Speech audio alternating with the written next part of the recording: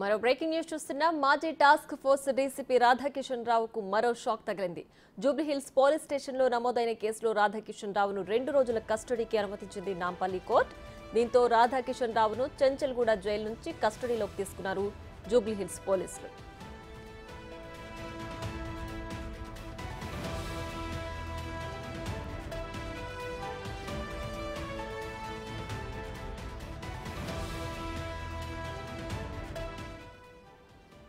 వేణుమాధవ్ అనే వ్యాపారిని రాధాకిషన్ రావు బెదిరించి తన కంపెనీకి సంబంధించిన షేర్లను మరొకరిపై రాయించినట్లు ఫిర్యాదు నమోదైంది.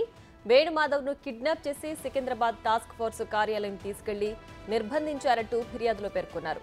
కస్టడీకి నాంపల్లి కోర్టు అనుమతించడంతో 2 రోజుల పాటు కస్టడీలో రాధాకిషన్ రావును విచారించనున్నారు జూబ్లీహిల్స్ పోలీసులు.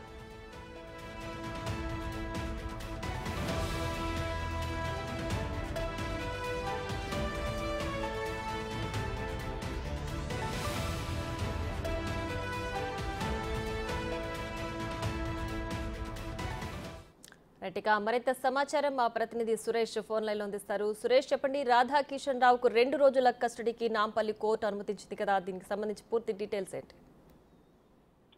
జూబ్లీహిల్స్ పోలీస్ స్టేషన్ లో షేర్ల బదలాయింపుకు సంబంధించి తనను అక్రమంగా నిర్బంధించి బెదిరించి 100 కోట్ల రూపాయల విలువైన షేర్లను వేరే వారి పేరు పైన రాధాకిషన్ రావు ఆయన సిబ్బంది గట్టుమల్లు సిఐ, అప్పటి టాస్క్ ఫోర్స్ సిఐగా ఉన్నటువంటి గట్టుమల్లు కిడ్నాప్ చేసి తనను సికింద్రాబాద్ కార్యాలయంలో నిర్బంధించి షేర్లు బదలాయించారని చెప్పేసి కూడా జూబ్లీహిల్స్ పోలీసులకి వేణుమాధవ్ ఫిర్యాదు చేయడం జరిగింది. ఈ ఫిర్యాదు పైనే పోలీసులు కేసు నమోదు చేసి దర్యాప్తు చేస్తున్నారు. అందులో భాగంగానే రాధాకిషన్ రావుని 2 రోజుల పాటు కస్టడీకి నాంపల్లి కోర్టు అనుమతించింది. పీటీ వారెంట్ పై నిన్న కస్టడీలోకి తీసుకున్న జూబ్లీహిల్స్ పోలీసులు జూబ్లీహిల్స్ పోలీస్ స్టేషన్ లోనే రాధాకిషన్ రావుని విచారించబోతున్నారు. ఈ రోజు రేపు మధ్యాహ్నం 1 గంటల వరకు కూడా రాధాకిషన్ ని విచారించి ఈ కేసుకు సంబంధించిన వివరాలపైన ప్రశ్నల వర్షం కురిపించనున్నారు. అయితే వేణుమాధవ్ గత కొద్ది రోజుల నుంచి తాను కష్టపడి ఆ కంపెనీ నిర్మించి ఆ షేర్లను విలువ పెంచినప్పటికీ కొంతమంది తనతో పాటు చేరి ఆ షేర్లన్నిటిని కూడా తమ పేరు మీద బదలాయించడానికి రాధాకిషన్ రావు ఆయన టీము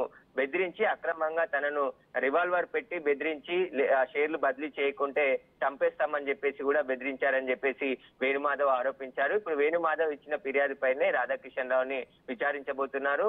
ఒకవైపు ఫోన్ ట్యాపింగ్ లో చాలా కీలకంగా ఉన్న రాధాకిషన్ రావు ఈ కేసులో కూడా ఎవరైతే వేణుమాధవ్ సంబంధించిన కంపెనీ షేర్లను బదలాయించారో దానికి సంబంధించి వారితో రాధాకిషన్ రావుకి సంబంధాలు ఏంటి, రాధాకిషన్ రావుకి వాళ్ళు ఏమవుతారు, రాధాకిషన్ రావు దగ్గరుండి ఈ షేర్ల బదలాయింపును ఎందుకు చేశారు, ఎవరు చెప్తే ఈ షేర్ల బదలాయింపు చేశారనే దానిపైన కూడా జూబ్లీహిల్స్ పోలీసులు ఇన్వెస్టిగేషన్ చేయబోతున్నారు. ఈ 2 రోజుల పాటు ఆయన కస్టడీలో విచారించి కీలక విషయాలే రాబట్టబోతున్నట్టు తెలుస్తుంది. ఎందుకంటే చాలా మంది పేర్లని వేణుమాధవ్ ఫిర్యాదులో పేర్కొనడం జరిగింది. సినిమా ఇండస్ట్రీకి సంబంధించిన నిర్మాతలతో పాటు గత ప్రభుత్వంలో ఉన్న కొంతమంది పెద్దలు అండదండలు ఉండడంతోనే 100 కోట్ల రూపాయల షేర్ ను తనకు సంబంధించిన కంపెనీ వాటానంతా కూడా బెదిరించి నిర్బంధించి తనను 2 రోజుల పాటు టాస్క్ ఫోర్స్ కార్యాలయంలో చిత్రహింసలకు గురి చేశారని చెప్పేసి కూడా వేణుమాధవ్ చెప్తున్నారు. దీనికి సంబంధించే పోలీసులు రాధాకిషన్ రావును విచారించబోతున్నారు. అప్పటి టాస్క్ ఫోర్స్ సిఐగా పనిచేసిన గట్టుమల్లే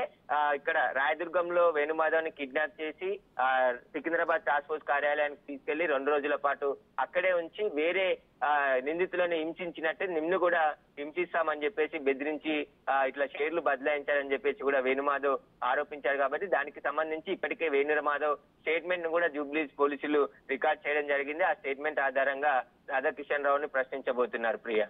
right Suresh, thanks for the updates.